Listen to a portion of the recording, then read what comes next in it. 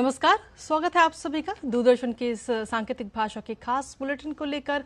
मैं हूं कृतिका और मेरे साथ हैं मेरी सहयोगी बीना सिंह, जो खबरों को सांकेतिक भाषा में आप तक पहुंचाएंगी।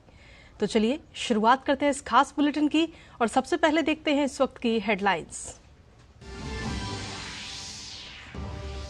भाजपा के राष्ट्रीय अधिवेशन में प्रधानमंत्री नरेंद्र मोदी ने भाजपा कार्यकर्ताओं को दिया लोकसभा चुनाव 2024 के लिए जीत का मंत्र।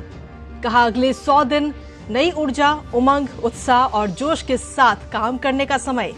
देश के लिए करना ही होगा भाजपा को 370 के माइलस्टोन को पार। लोकसभा चुनाव के लिए भाजपा का थीम सॉन्ग भी किया गया लॉन्च। प्रधानमंत्री नरेंद्र मोदी का विपक्ष पर निशाना। कहा, कांग्रेस अस्थिरता, परिवारवाद, तुष्टीकरण की जननी।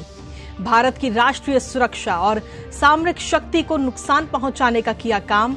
तीसरे कार्यकाल में जनहित के लिए भाजपा का ही आना जरूरी।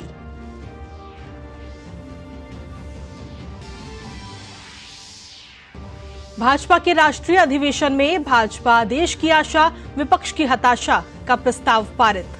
प्रस्ताव के जरिए विपक्ष पर जमकर बरसे गृह मंत्री। कहा, कांग्रेस ने देश के लोकतंत्र को दिया भ्रष्टाचार, परिवारवाद, तुष्टीकरण का रंग। पीएम मोदी के 10 वर्षों के कार्यकाल में ही हुआ हर व्यक्ति का समग्र विकास।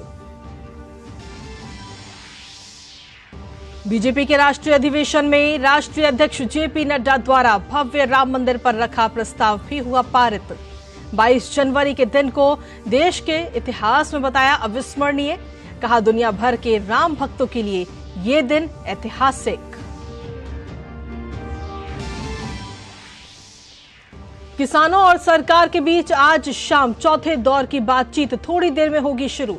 हरियाणा के 7 जिलों में 19 फरवरी तक और पंजाब के 7 जिलों के 20 थाना क्षेत्रों में इंटरनेट पर पाबंदी। आंदोलन की वजह से सीमाओं पर लोगों की बढ़ी दिक्कतें। पश्चिम बंगाल के हालात को लेकर प्रदेश भाजपा अध्यक्ष सुकांता मजूमदार ने ममता सरकार पर साधा करारा निशाना। बिगड़ती कानून व्यवस्था पर उठाए सवाल। पश्चिम बंगाल में बिगड़ते हालात पर बोली केंद्रीय मंत्री प्रतिमा भौमिक। कहा, ममता सरकार में कई संदेश खाली। मामले में टीएमसी नेता शिबू हाजरा को 8 दिन की पुलिस हिरासत।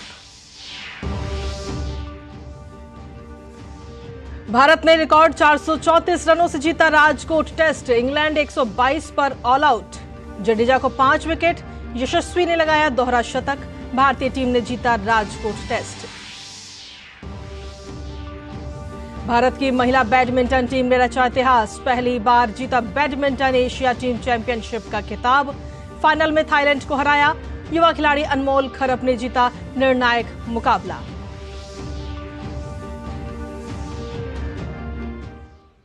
और चलिए अब खबरों में विस्तार से बात करेंगे। प्रधानमंत्री नरेंद्र मोदी ने भारत मंडपम में केंद्रीय गृह मंत्री अमित शाह, रक्षा मंत्री राजनाथ सिंह और सभी भाजपा शासित प्रदेशों के मुख्यमंत्रियों के साथ बैठक की अध्यक्षता की।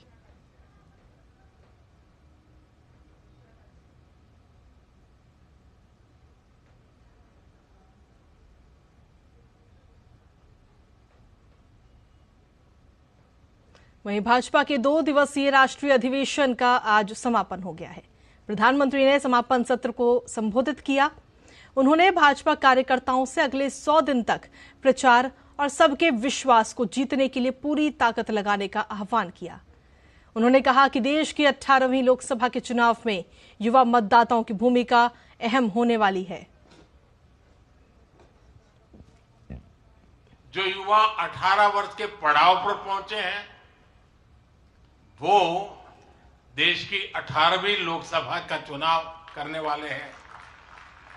अगले 100 दिन हम सबको जुट जाना है। हर नए वोटर तक पहुंचना है, हर लाभार्थी तक पहुंचना है, हर वर्ग, हर समाज, हर पंथ, परंपरा, सब लोगों के पास पहुंचना है। हमें सबका विश्वास हासिल करना है और जब सबका प्रयास होगा देश की सेवा के लिए सबसे ज्यादा सीटें भी बीजेपी को ही मिलेगी। वहीं प्रधानमंत्री ने कहा कि कांग्रेस को लेकर हताशा जाहिर की। प्रधानमंत्री ने कहा कि कांग्रेस सैद्धांतिक लड़ाई या वैचारिक लड़ाई नहीं बल्कि व्यक्तिगत लड़ाई लड़ रही है। वो सिर्फ मोदी विरोधी नफरत में जी रही है। प्रधानमंत्री ने आह्वान किया कि देश को कांग्रेस के भ्रष्टाचार, अस्थिरता और परिवारवाद की नीति से बचाना है। साथियों, कांग्रेस से देश को बचाना, देश के हर नागरिक को बचाना, हमारे बच्चों का, हमारे युवाओं का भविष्य बचाना बीजेपी के प्रत्येक कार्यकर्ता का दायित्व है। कांग्रेस का ट्रैक रिकॉर्ड हम सभी के सामने है। कांग्रेस अस्थिरता की जननी है। कांग्रेस परिवारवाद की जननी है। कांग्रेस भ्रष्टाचार की जननी है और कांग्रेस तुष्टीकरण की भी जननी है। 70 के दशक में जब देश में कांग्रेस के विरुद्ध गुस्सा बढ़ना शुरू हुआ तो खुद को बचाने के लिए उसने अस्थिरता का सहारा लिया। हर नेता की सरकार कांग्रेस ने अस्थिर की। आज यहां प्रस्ताव के समय इसकी चर्चा आई है, मैं ज्यादा उसके लिए कहता नहीं हूं। आज भी ये लोग अस्थिरता पैदा करने के लिए नई नई साजिशें कर रहे हैं। इन लोगों ने मिलकर जो गठबंधन बनाया है उसकी भी यही पहचान है। कांग्रेस के पास विकास का एजेंडा नहीं है, फ्यूचर का रोड मैप नहीं। ये देश को कभी भाषा के आधार पर तो कभी क्षेत्र के आधार पर बांटने में जुटे हुए। वहीं बीजेपी के राष्ट्रीय अधिवेशन में भाजपा देश की आशा विपक्ष की हताशा नाम से प्रस्ताव को रखते हुए केंद्रीय गृह मंत्री अमित शाह ने कांग्रेस और इंडी गठबंधन पर खूब निशाना साधा। अमित शाह ने कहा कि देश में जितनी सरकारें आई सबने समय अनुकूल विकास करने का काम किया, लेकिन समग्रता से हर क्षेत्र का, हर व्यक्ति का विकास सिर्फ पीएम मोदी के 10 साल के कार्यकाल में ही हुआ है। समग्रता से विचार, हर क्षेत्र का विकास और हर व्यक्ति का विकास करने का काम केवल और केवल नरेंद्र मोदी जी के 10 साल में हुआ है। नरेंद्र मोदी जी के 10 साल के अंदर देश सुरक्षित हुआ, देश समृद्धि की ओर आगे बढ़ा।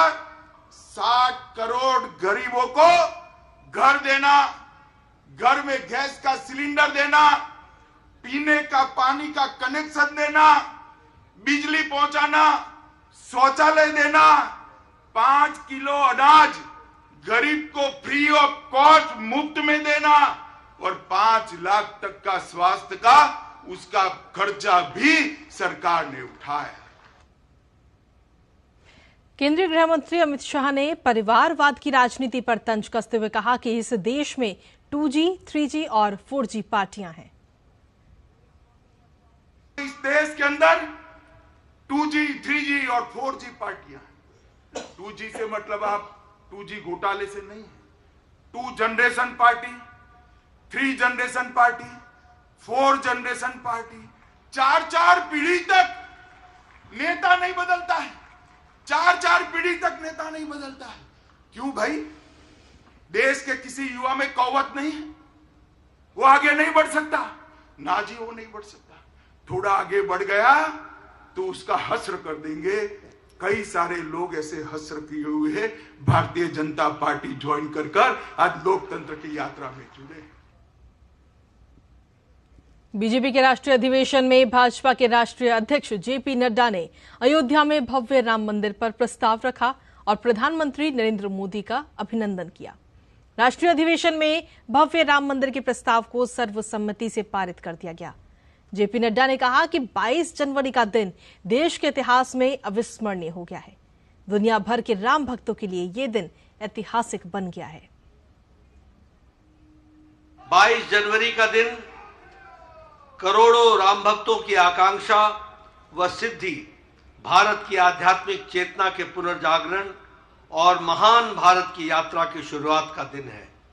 प्रभु श्री राम के आशीर्वाद से 22 जनवरी का दिन सभी भारतीयों को दुनिया भर में फैले हुए राम भक्तों के लिए एक पवित्र अवसर बन गया है, जिस कल्पना को अनेक पीढ़ियों ने सैकड़ों वर्षों तक संकल्प की तरह अपने हृदय में संजोए रखा था। उस संकल्प की सिद्धि ऐसे समय में हुई है जब प्रधानमंत्री श्री नरेंद्र मोदी जी के नेतृत्व में राष्ट्र विकसित भारत के लक्ष्यों की प्राप्ति करने की दिशा में अग्रसर है। भाजपा अध्यक्ष जेपी नड्डा के कार्यकाल को अभी और बढ़ा दिया गया है। दिल्ली में हुई पार्टी कार्यकारिणी की बैठक में लोकसभा चुनाव खत्म होने के बाद जुलाई अंत तक कार्यकाल बढ़ाए जाने को मंजूरी दी गई थी। भाजपा के राष्ट्रीय अधिवेशन में इस फैसले को मंजूर कर लिया गया है। इसके साथ ही बीजेपी संसदीय बोर्ड को अधिकृत किया गया कि बोर्ड बीजेपी अध्यक्ष के कार्यकाल को बढ़ा या घटा सकता है। वहीं दिल्ली के भारत मंडपम में भाजपा का 2 दिवसीय राष्ट्रीय अधिवेशन में प्रधानमंत्री नरेंद्र मोदी ने अपने संबोधन में कार्यकर्ताओं में नया जोश भरा। इसको लेकर भाजपा नेता रविशंकर प्रसाद ने कहा कि प्रधानमंत्री मोदी के भाषण से कार्यकर्ताओं में नए उत्साह का संचार हुआ है। कि आज प्रधानमंत्री का भाषण बहुत ही उत्साही था। 10 साल में क्या काम किया और आगे 5 साल में भारत को कहां ले जाना है, गरीब के लिए, विकास के लिए, इंफ्रास्ट्रक्चर के लिए, और आज दुनिया भारत का क्या सम्मान कर रही है और हम कार्यकर्ताओं को क्या करना है, एक एक चीज बताया। यही अंतर है भाजपा में दूसरी पार्टी में। वहीं दिल्ली के भारत मंडपम में भाजपा का 2 दिवसीय राष्ट्रीय अधिवेशन आज समाप्त हो गया और आज दूसरा प्रस्ताव पेश भी किया गया। प्रधानमंत्री नरेंद्र मोदी ने अधिवेशन को संबोधित करते हुए कार्यकर्ताओं में नया जोश भरा। इसको लेकर भाजपा नेता रविशंकर प्रसाद ने कहा कि प्रधानमंत्री मोदी के भाषण से कार्यकर्ताओं में नए उत्साह का संचार हुआ है।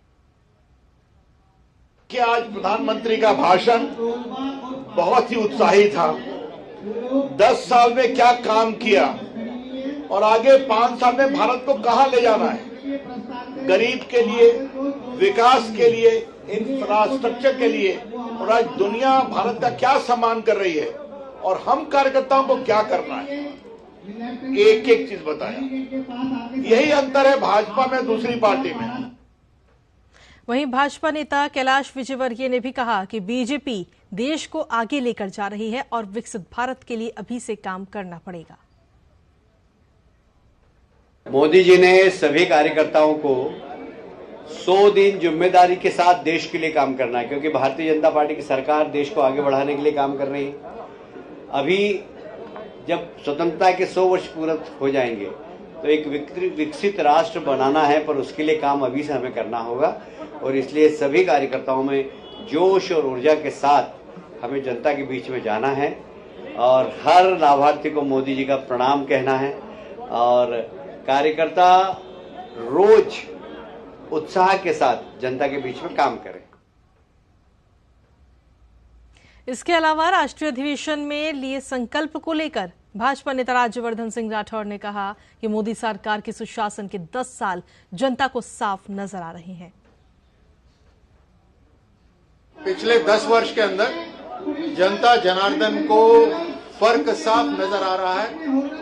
एक तरफ मोदी सरकार जहां नीति और नियत दोनों ऐसी जो देश की अर्थव्यवस्था को भी आगे बढ़ा रहे हैं और उस अर्थव्यवस्था की ताकत को गांव-गांव तक और कतार में सब अंतिम व्यक्ति तक पहुंचाया जा रहा है, और दूसरी तरफ इंडिया अलायंस और कांग्रेस जो केवल सत्ता पाने के लिए हर झूठ और हर तरह से राष्ट्र को तोड़ने में लगी हुई है। ये फर्क बिल्कुल साफ है।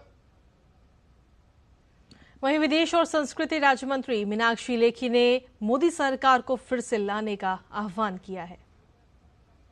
देश जिस रफ्तार से आगे बढ़ा है पिछले 10 वर्षों में, उसी रफ्तार को और बढ़ाते हुए और फ्रेजाइल 5 यानी अब गए कब गए वाली अर्थव्यवस्था से टॉप 5 की अर्थव्यवस्था बनाने का जो काम पिछले 10 वर्षों में हुआ है, उसी रफ्तार को बनाए रखने के लिए, उसी रफ्तार को बढ़ाने के लिए एक बार फिर मोदी सरकार।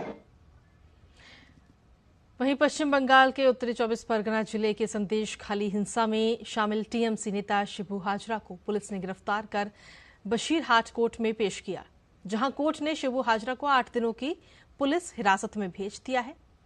आपको बता दें कि महिलाओं ने शिबू हाजरा पर यौन उत्पीड़न के आरोप लगाए हैं। पुलिस ने संदेश खाली हिंसा के मामले में दर्ज की गई एफआईआर में सामूहिक दुष्कर्म की धारा जोड़े जाने के बाद शिबू हाजरा को अरेस्ट किया गया। पुलिस ने तृणमूल कांग्रेस नेता शिबू प्रसाद हाजरा को नजात से गिरफ्तार किया था। शिबू हाजरा के ऊपर यौन उत्पीड़न के साथ साथ धमकाने और जमीन कब्जाने का भी आरोप है। शिबू हाजरा के संदेश खाली में पोल्ट्री फार्म थे। आरोप है कि उसने ये पोल्ट्री फार्म सरकारी जमीन के साथ साथ अन्य लोगों की जमीन पर भी बना रखे थे। शाहजहां शेख के करीबी होने के कारण लोग विरोध नहीं कर पा रहे थे। संदेश खाली हिंसा के मामले में शाहजहां शेख के अलावा शिबू हाजरा और उत्तम के नाम भी सामने आया है। वहीं केंद्रीय मंत्री प्रतिमा भौमिक ने पश्चिम बंगाल सरकार पर निशाना साधते हुए कहा कि संदेश खाली सिर्फ एक है, लेकिन ममता बनर्जी ने पश्चिम बंगाल में हजारों संदेश खाली बनाकर रखे हैं। केंद्रीय मंत्री ने कहा कि संदेश खाली में स्थिति अच्छी नहीं है। उन्होंने कहा कि संदेश खाली की महिलाओं को हम आश्वस्त करना चाहते हैं कि हम आपके साथ हैं। वहीं किसान नेताओं के साथ केंद्रीय मंत्रियों की बैठक अब से कुछ ही देर में शुरू होगी। किसान आंदोलन के चलते पंजाब के 7 जिलों में इंटरनेट सेवाओं को भी फिलहाल बंद कर दिया गया है। इससे पहले पंजाब हरियाणा सीमा से सटे 3 जिलों के कुछ इलाकों में ही इंटरनेट बाधित था, लेकिन केंद्रीय गृह मंत्रालय की तरफ से जारी आदेशों में इसकी अवधि बढ़ाकर 24 फरवरी तक कर दी गई है। गृह मंत्रालय ने पंजाब में इंटरनेट निलंबन को 3 जिलों के 11 थाना क्षेत्रों से बढ़ाकर 7 जिलों के 20 थाना क्षेत्रों तक बढ़ा दिया है। पाबंदी की हुई जगहों में पटियाला के पुलिस स्टेशन शंभू, जुलंका, पासिया, पतरा, शुतराना, समाना, घनौर, देवीगढ़ और बलभेरा के अधिकार क्षेत्र, एसएएस नगर के पुलिस स्टेशन, लालडू भटिंडा के पुलिस स्टेशन, संगत श्री मुक्तसर साहिब के पुलिस स्टेशन, खलियांवाली मानसा के पुलिस स्टेशन, सिरदुलगढ़ संगरूर के पुलिस स्टेशन खनौरी, मुनक, लहरा, सुनाम और झाछली फतेहगढ़ साहिब के पुलिस स्टेशन फतेहगढ़ साहिब शामिल हैं। गृह मंत्रालय ने इस आदेश से पहले पंजाब के 3 जिलों में पटियाला, फतेहगढ़ साहिब और संगरूर में इंटरनेट सेवाएं बंद कर रखी थी। ये आदेश 16 फरवरी तक के लिए थे, लेकिन नए आदेश 17 फरवरी से 24 फरवरी तक के लिए जारी किए गए हैं। छत्तीसगढ़ के डोंगरगढ़ स्थित चंद्रगिरी तीर्थ स्थल में 3 दिन उपवास के बाद जैन मुनि आचार्य विद्यासागर महाराज जी ने शरीर को त्याग दिया है। आज दोपहर जैन मुनि का डोला में विराजित कर चंद्रगिरी तीर्थ स्थल में अंतिम संस्कार किया गया। बता दें कि पिछले विधानसभा चुनाव के दौरान प्रधानमंत्री नरेंद्र मोदी जैन मुनि विद्यासागर जी महाराज से मिलने डोंगरगढ़ पहुंचे थे। वहीं जैन मुनि विद्यासागर के देह त्याग करने पर पूरे देश के जैन समाज में शोक की लहर बनी हुई है। भारत की G20 शेरपा और नीति आयोग के पूर्व सीईओ अमिताभ कांत ने कहा कि भारत 2047 तक $35 ट्रिलियन और 2030 तक $10 ट्रिलियन की अर्थव्यवस्था बन जाएगा।